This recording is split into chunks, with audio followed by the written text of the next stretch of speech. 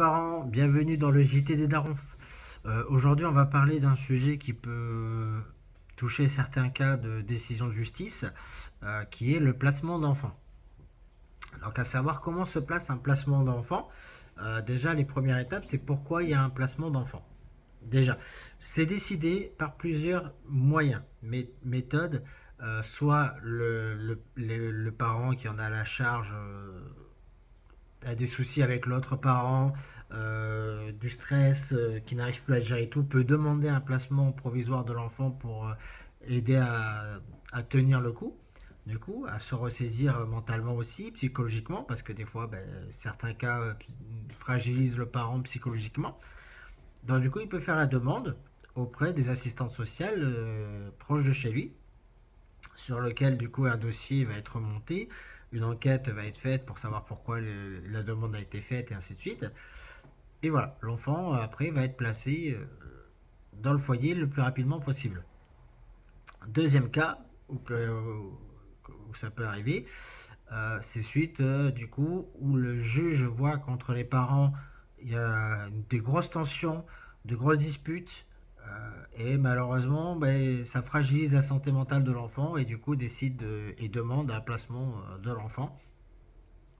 Troisième cas, euh, là ça arrive souvent, du coup là-dessus, l'enfant rapporte des faits qu'il subit ou vous avez une inquiétude de faits de violence, des choses comme ça et tout. Et bien, une enquête va être faite avec la CRIP, qui va se renseigner, faire ses enquêtes pour savoir si les faits sont avérés ou pas. Et s'ils sont avérés, malheureusement, des fois, dans certains cas, le parent qui a fait la démarche pour sécuriser l'enfant n'obtient pas la garde. L'enfant est placé suite à une enquête et à une demande d'audience auprès du juge des enfants. C'est le juge des enfants qui décide du placement de l'enfant et pas le JAF. Le JAF peut décider si vous retire vos droits ou vos visites ou carrément vous agrandit les visites. Le juge des enfants, lui, il va surtout privatiser le bien-être et voilà, il va lire le rapport de l'assistante sociale qui aura été recommandé par la CRIP. Après son enquête, va faire parler ses dires pour que le juge puisse se faire une idée. Donc soit, dans certains cas, l'autre parent qui a fait appel au 119, du coup c'est le numéro pour appeler, et qui a fait justement part de ses inquiétudes au sujet d'un danger pour l'enfant, et bien tout ça va permettre de se dire, tiens, voilà, le parent, ça se passait très bien chez lui, l'enquête sociale dit que ça se passe très bien et tout, voilà, du coup, hop, on met l'enfant là-bas au lieu de le placer directement. Mais le plus souvent, et ça c'est malheureusement dans beaucoup des cas, le juge va décider d'un placement. Surtout s'il y a vraiment une mise en danger par rapport à l'un des parents parce qu'il n'y a pas assez de sécurité pour que l'autre parent agisse pour le bien-être de l'enfant. Alors malheureusement dans beaucoup des cas, la personne qui détient l'enfant et qui va se savoir retirer l'enfant en profite pendant qu'il n'est pas placé, du coup, voilà, de garder l'enfant avec lui, donc du coup, malheureusement, privatisé. Et ça, malheureusement, le juge des enfants ne peut rien faire là-dessus. Il faut faire une demande au JAV si jamais on vous prive de votre enfant pendant qu'il y ait le placement de l'enfant. À savoir qu'un placement, ça peut durer un petit moment, hein, ça peut être 3 à 4 mois, euh, le temps que l'enfant soit placé. Donc faites attention, hein, faites bien le cheminement plein de gendarmerie si jamais vous subissez des non-représentations d'enfants. À savoir qu'il faut faire attention avec les assistantes sociales sur deux points. Le vôtre, qui est de ne pas faire preuve d'énervement, d'agressivité ou autre élément qui pourrait vous faire passer pour quelqu'un de méchant. Du coup là-dessus, surtout si vous ne l'êtes pas. Et deuxième point, faites attention au dire du coup de l'assistante sociale. C'est très important parce que l'assistante sociale va des fois montrer un prix de parti. Il ne faut pas s'énerver ou quoi que ce soit. Laissez faire, prenez les éléments et donnez-le à l'avocat pour qu'il puisse dire ça c'est pas bon, faut pas faire ci. l'assistant social n'a pas à vous dire des conseils qui pourraient vous mettre en danger. Je reviens un petit peu vite fait sur la vidéo de Cédric. On ne peut pas vous conseiller de prendre l'enfant, de le scolariser ailleurs. C'est une mise en danger qu'on vous fait faire et du coup ça peut vous retomber dessus. C'est très grave et c'est non professionnel. C'est même limite une faute professionnelle. Ça n'en est pas une, mais c'est limite une faute professionnelle. S'il y a des preuves de ça, faut pas hésiter à les produire. Si vous avez des soupçons de prise de parti d'une assistance sociale, il ne faut pas hésiter. J'en ai des exemples, on pourra en parler si vous le souhaitez en message directement sur la chaîne YouTube. N'hésitez pas à m'en envoyer. Je pourrais vous faire part de certains éléments. J'ai fait une enquête sur Facebook auprès de plusieurs ASE, du coup, donc l'aide sociale à l'enfance de plusieurs régions, pour avoir un peu des retours là-dessus, comment ça se passait et comment les gens le vivaient. Donc je pourrais en faire une vidéo si vous voulez la prochaine fois pour en parler un peu plus, pour vous montrer certains exemples si les personnes sont d'accord, ou alors pour en parler de manière anonyme s'ils le veulent bien aussi. Faites bien attention. Voilà. On ne peut pas vous conseiller plus que des choses comme ça. J'ai déjà vu un exemple, je donne celui-ci parce que je sais que je peux le donner. Dire à la maman, voilà, si vous avez des soupçons d'attouchement sur monsieur alors que vous n'avez zéro preuve, que l'enfant n'a jamais rien dit, et que l'enfant ne dira jamais rien puisqu'il ne s'est jamais rien passé, prenez l'enfant, interdisez-le à monsieur et tout. Non, elle n'a pas le droit. Elle n'a pas le droit, clair et net, c'est une prise de parti et ça, vous pouvez faire une plainte là-dessus. Aussi, je tiens à préciser, lorsque le juge des enfants rend un jugement, que vous avez été notifié par l'accusé de réception, que vous avez bien reçu le document du jugement et qui dit que les enfants seront placés, le même jour, l'ASE là et la personne adverse là. Sachez que pendant ce laps de temps, si on vous interdit de voir l'enfant, alors qu'il n'y a aucun élément qui dit que vous êtes interdit de voir l'enfant, que ce soit juge des enfants, juridiquement parlant, ou même les protocoles de l'ASE n'autorisent pas d'interdire le parent de voir l'enfant. Si c'est le cas, tentez de négocier, d'avoir une date rapidement pour voir votre enfant. Si on vous la refuse, partez à la gendarmerie, portez plainte.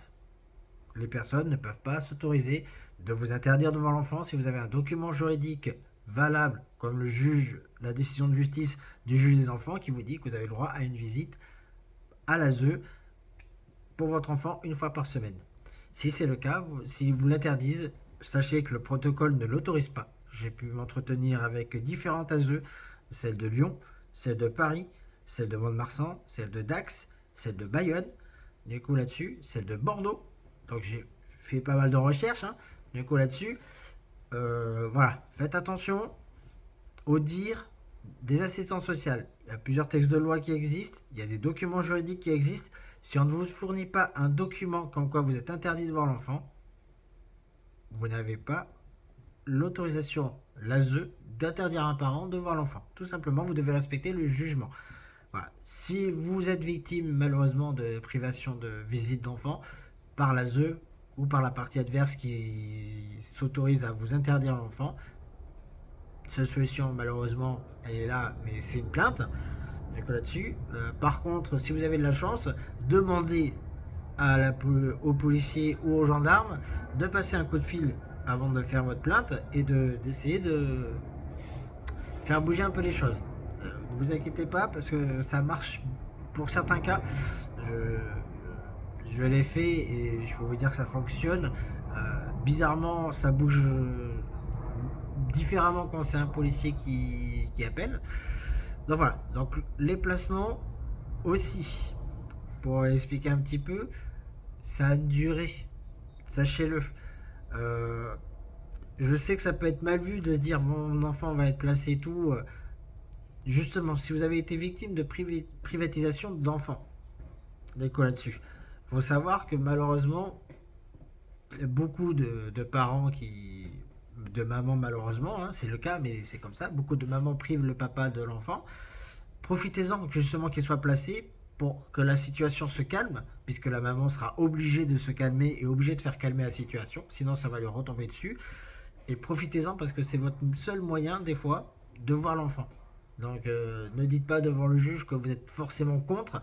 Euh, et privatisez toujours le bien-être de l'enfant, du coup là-dessus, et allez au sens du juge pour la décision. Donc si vous pensez placer les enfants parce que c'est mieux pour sa sécurité et pour éviter que le conflit parent perdure, profitez-en. C'est le meilleur moyen, du coup, là-dessus. En espérant que la ZE fasse respecter, bien sûr, le jugement qui a été donné, du coup, là-dessus. Cette décision, elle n'est pas forcément permanente, comme je l'expliquais, du coup. Des fois, c'est des décisions de justice où l'enfant est placé jusqu'à ses 18 ans.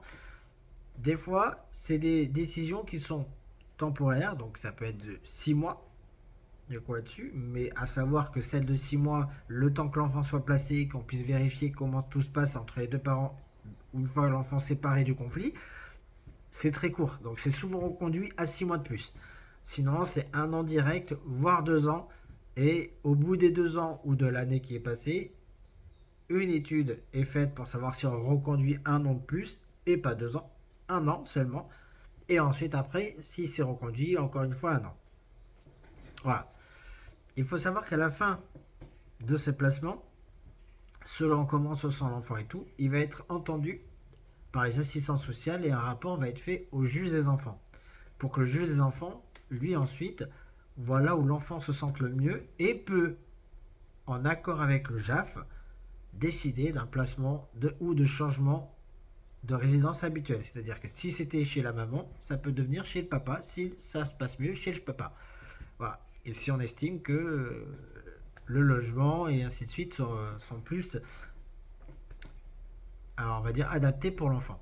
Ensuite, après, et on va terminer là-dessus, faites attention, le plus souvent, un placement d'enfant, surtout s'il est recommandé par une assistante sociale suite à une mise en danger ou un soupçon de mise en danger, une expertise psychologique sera demandée aux deux parents. Je préfère que vous soyez au courant, c'est quasiment automatique là-dessus. Je dirais même que tous ceux que j'ai pu côtoyer un petit peu dans les recherches l'ont quasiment tous eu. C'est très rare quand ça n'arrive pas, parce que voilà, c'est pour être sûr qu'ils puissent subvenir, que le parent puisse, chacun des deux parents puisse subvenir aux besoins de l'enfant sans être ancré ou totalement absorbé par le conflit. Donc voilà tout ce qu'il y a à savoir sur le placement de l'enfant. Je n'hésiterai pas pareil à vous mettre, comme les autres vidéos, du coup dorénavant, les descriptions, les liens des éléments pour expliquer un petit peu tout ça, pour que vous puissiez voir un peu plus en détail tout ça au clair.